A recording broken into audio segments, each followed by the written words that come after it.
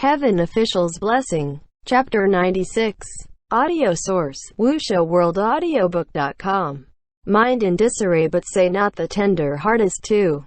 Xie Lian said. Before he finished his sentence, he felt Cheng squeezed with a bit of force. A series of pain crawled up his leg, and he couldn't help but shrink back.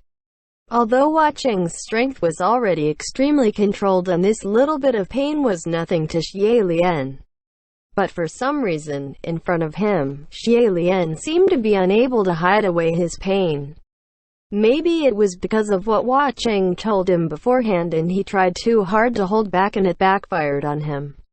Sensing Xie Lian shrinking back, Cheng instantly held his ankle tighter and reassured with a soft voice.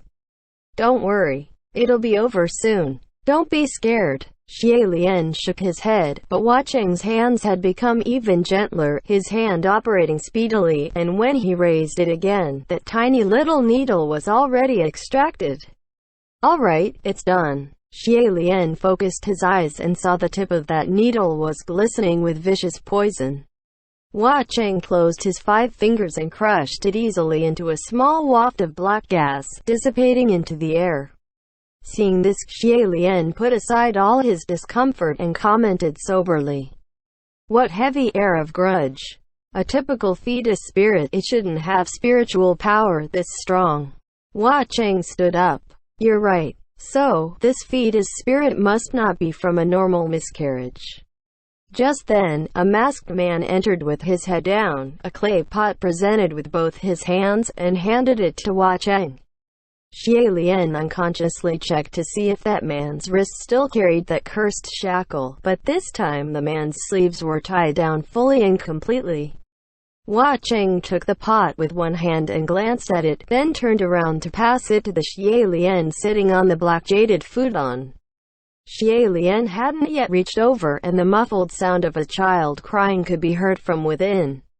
And it seemed something was madly knocking about, making the clay pot shake slightly, unable to remain standing up, so he became more cautious. When he took that clay pot, slightly peeled up the corner of the seal and peeked in, he could feel a sense of dreadful cold rush up his spine. Inside the pot lay a puddle of something like a fetus. Although both the arms and legs were grown out, they were weak and powerless, and the head remained obscured in the shadows. All in all, it was no more than a lump of twisted organ. This was its true form. Xie Lian immediately resealed the pot and said, "I see." He once heard that there were those who would search for pregnant women who hadn't yet reached term, and cruelly cut out the child from the women's womb, transforming them into little demons to perform spells, urging them to do harm, either to protect the caster or for the protection of a dwelling in luck. By the sight of this, that fetus spirit was no doubt the product of such an evil spell. And its mother might very well have been once Xie Lian's worshipper, otherwise there wouldn't be his protection charm tucked in the clothes of that child yet unborn. Xie Lian hummed, then said, "This fetus spirit was captured by you, but would San Lang mind if I take it back with me to investigate? Because I've already bumped into it once before at Mount Yujun. And since this was the second time it's appeared before me, I don't know if it's mere coincidence or if there's some kind of connection. If you want to take it, then just take it," Cheng said. "Even if I didn't appear, you would have still captured it." Xie Lian chuckled. "Be that as it may, San Lang still caught it so effortlessly, much more so than if I was to try." It was an offhanded comment, but Cheng remarked, "Is that right? And if I didn't appear, how did you plan on capturing it? Eat it into your stomach, then swallow the sword too?" He actually hit it right on the mark. There wasn't any traces of displeasure on Cheng's face, but Xie Lian somehow felt maybe Cheng was a little mad. Instincts told him that if he didn't answer right, Cheng would become angrier. Just as he was thinking of a response, he suddenly felt his stomach shrink slightly, and without thinking, Xie Lian said, "I'm a little hungry." It was only after the words had left his mouth did Xie Lian realize what he had said. Too embarrassed to see the reaction on Cheng's face, Xie Lian explained himself honestly. "This time it's true. A moment later, watching finally PFFT'd and laughed out loud. Once he laughed, it was as if all of Xie Lian's gloomy clouds dispersed, and he sighed a breath of relief. Hua Cheng, on the other hand, was half laughing, half sighing, and nodded his head. All right.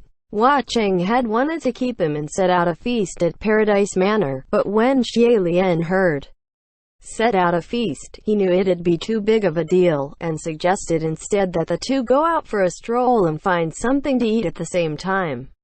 Hua Cheng agreed to it. It was quite warm within Paradise Manor, and while the two entered dripping wet, they were both dried soon after. However, Xie Lian's dress in women's attire was awfully conspicuous, so he still borrowed a set of clothes from Hua Cheng, changing back into clean, white robes. Afterwards the two set out, and even after having walked for quite a distance, the wailing of that fetus spirit could still be heard, the cries of "Mom" ringing in the air, demonstrating its dogged tenacity. However, there were already howls and wails of demons and ghosts all over the ghost city, and so its cries were drowned within, not the least bit noticeable. The main street of the ghost city was bustling as always, and either side of the street were stalls selling exotic foods. Although the demons and ghosts remained the same ones, their attitudes towards Xie Lian were completely different than the last time he wandered. Hua Cheng walked next to him, shoulder to shoulder, and the bizarre-looking stall owners all came out to greet them with smiles, fighting each other to welcome them into their abode, bowing almost halfway, reminding Xie Lian of a random idiom, the fox assuming the power of the tiger. Other than paying respects to Hua Cheng, there were hundreds and thousands of eyes watching Xie Lian with heated eyes, as if judging and conjecturing just who was he to be able to walk shoulder to shoulder with the Lord of the Ghost City. This made Xie Lian wonder if maybe he made another wrong decision. To be positioned in the flowing current of monsters and demons, before the eyes of millions, Hua Cheng seemed to be quite at home, and he asked, "What do you want to eat?" Finally seeing a stall that was selling something that wasn't that weird, Xie Lian wanted to end things quickly and said, "This one's fine." However, Hua Cheng said, "Not this one." "Why?" Xie Lian was curious. Hua Cheng didn't say a word, but gestured for him to look inside. Xie Lian took a look, and when the stall owner saw them stopping before him, he rubbed his hands in excitement as if waiting to welcome them in, nervously wiping the tables, chairs, and benches vigorously. However, what he was using to clean the furniture was his tongue. Although the bowls and cutleries were dripping with shimmering beads of water after having been licked by that wide and long tongue, reflecting a shine that made them look brand new, still Xie Lian decided to abandon that stall resolutely, and hurried away. After a few steps, he saw another stall, a chicken soup shop that appeared cleanly put together. The sign in front of the door said, "Home-raised chicken, slow-cooked broth, made fresh, guaranteed clean." Xie Lian stopped. "Oh, chicken soup. How about a bowl?" Hua Cheng, however, said again, "Not this one either." Xie Lian blinked. "Is it a problem with the plates, or is it with the chicken?" Hua Cheng brought him into the shop, pulled aside a set of curtains, and gestured for Xie Lian to look. Curious, Xie Lian poked his head in, and immediately became speechless. Inside the kitchen was an enormous pot, a roaring fire beneath it, and steam rolled out of it. Inside the pot was a large man with a bright red cockscomb on his head, and he was simmering in the boiling waters, happily taking a bath. Next to the pot were many buckets, and they contained salt, pepper, herbs, and such seasonings. In the shop front, a customer yelled, "Boss, add more salt to the soup. It's too plain." As he bathed, that man grabbed a large handful of seasoning and smeared it on himself, rubbing them hard into his body with a towel, increasing the flavor. Then, he let out a long crow. "Cock-a-doodle-doo." Xie Lian dropped the curtains and silently walked out. After making a large round, the two finally found a shop, its specialty being authentic delicacies of the mortal realm. Although Xie Lian was suspicious of just how authentic it was, For example, as far as he knew, mortal cooks wouldn't use the meat of hard-to-hunt large monsters to make shish kebabs, but in comparison, this shop was the most normal. The moment the two sat down, the crowd of ghosts who had been following behind immediately approached and surrounded them, attentively soliciting to add more dishes to their meal. That hog butcher carried with him a thick, white human leg, slapping at it soundly, and cried with a rough voice, "My lord, do you want fresh thighs? This just came in." The crowd yelled at him, "Get outta here. D'ya think the Lord's friend would eat that shit?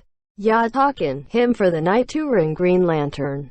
Maybe your own thighs would be more edible. What a strong stench of blood. Disgusting people." That hog actually raised one of his pig legs and shouted, "If my lord and my lord's friend like it, my ol' leg is nothing, I'll butcher it. Let me tell you, meat on my ol' flesh is definitely full of flavor." Xie Lian couldn't help but smile and ate his porridge with his head down. Hua Cheng ignored them pointedly, so that crowd of ghosts and demons fervently tried to push their goods onto Xie Lian, blabbering, "Street food specialty, brain juice. Brains of monsters especially picked, each one with cultivation of over 50 years. Smell this delicious fragrance, my good sir. This duck blood pudding is really good, quack. Look, quack. It's freshly cut from me own flesh, quack.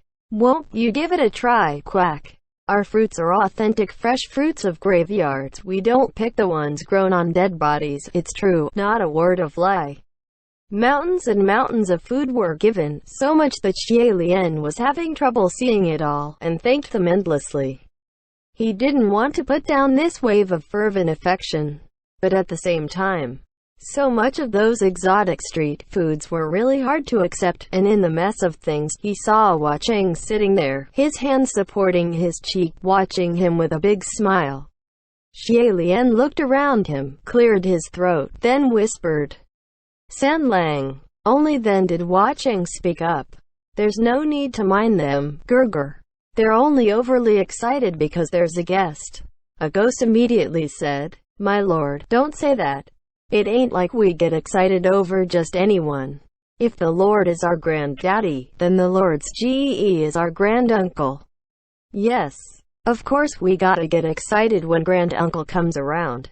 Xie Lian didn't know whether to laugh or cry, wondering whatever the heck were they even saying, and Hua Cheng too shouted, "Stop that nonsense. Shut up." The crowd of ghosts hurriedly acquiesced. "Yes sir, my lord is absolutely correct. We're shutting up. It's not granduncle." Just then, unexpectedly, a few of the female ghosts who had been giggling on the side finally couldn't hold back anymore, and called out, "Hey, you! Weren't you the Daozhong Ge who told Lan Chong you couldn't get it up?" Xie Lian almost spat out his mouthful of porridge on the spot.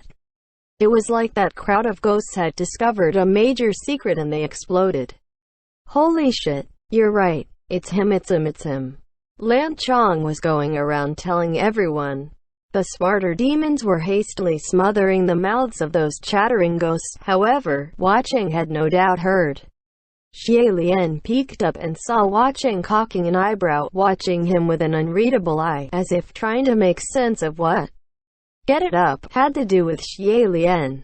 Originally, that was the excuse Xie Lian had used when that female ghost had been clinging on to him, and even though he was made fun of by the crowd at the time, he could face it like it was nothing.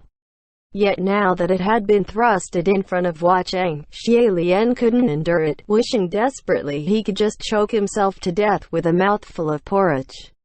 Xie Lian started. Hua Cheng seemed to be waiting patiently for him to continue, but how could something like this possibly be explained? Was he really going to argue with a straight face that he was not, in fact, impotent? Xie Lian finished lamely. "I'm full." That wasn't a lie, he really was full, so he stood up immediately and hurried out of the stall. Behind him, that crowd of ghosts carried their mountains of delicacies and exotic dishes howling nonstop. My lord, not gonna eat anymore?" Hua Cheng ran after him too, but took a spare moment to look back and ordered again.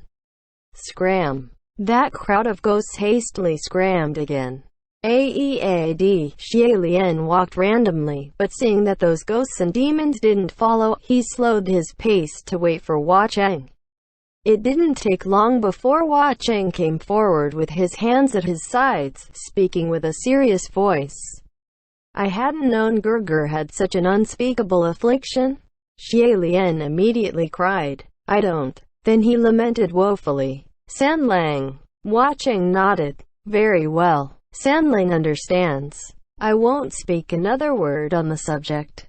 He put on the face of one extremely good and obedient, but very obviously faking it. Xie Lian remarked, You're so insincere. Hua Cheng laughed. I promise, you will not find another person who is more sincere than me in this world. Hearing that familiar response, Xie Lian laughed too. A moment later, he asked in a sobering voice, Sanlang, do you know where the Qiandang temple is? Translator's notes. The fox assuming the power of the tiger. Pinyin, Hujiahui, an idiom lit. The fox exploits the tiger's might, meaning to use powerful connections to intimidate people. One who is weak appearing to be strong only because they're next to someone powerful. End chapter.